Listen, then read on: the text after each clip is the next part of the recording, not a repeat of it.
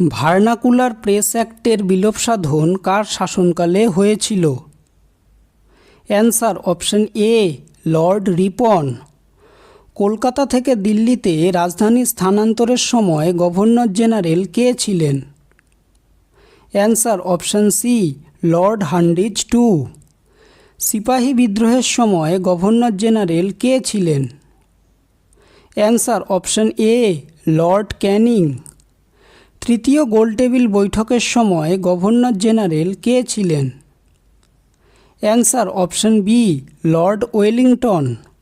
Rowlatt act কার শাসনকালে হয়েছিল? Answer option B Lord Chelmsford.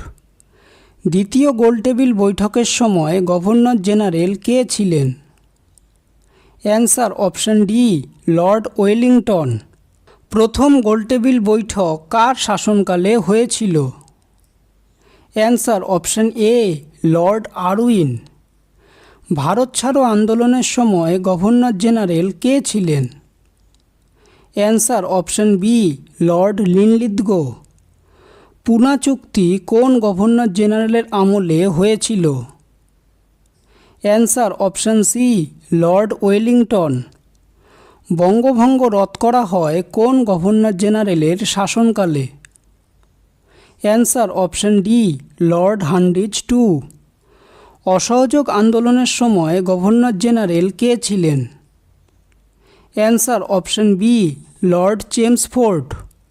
স্থানীয় স্বায়ত্তশাসন কোন গভর্নর জেনারেলের সময় হয়েছিল? Answer option B Lord Ripon. জালিয়ানওয়ালাবাগের হত্যাকাণ্ড কার শাসনকালে হয়েছিল? Answer option D Lord Chelmsford. সত্যবিলোপ নীতি কোন গভর্নর জেনারেলের আমলে হয়েছিল? Answer option A Lord Dalhousie. কংগ্রেসের পূর্ণ স্বাধীনতার দাবি কার শাসনকালে করা হয়েছিল?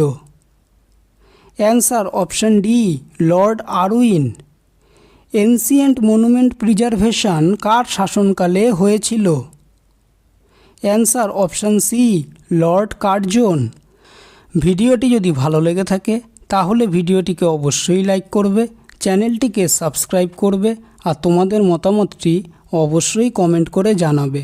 ধন্যবাদ।